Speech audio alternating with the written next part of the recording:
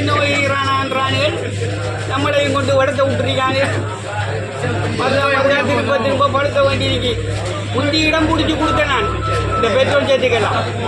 அப்புறம் அந்த மோட்டர் சைக்கிளை பிடிச்சி கட்டி தூக்கி ஓராச்சினேன். இப்போ திரும்ப கட்ட வேண்டியிருக்கு பாருங்க.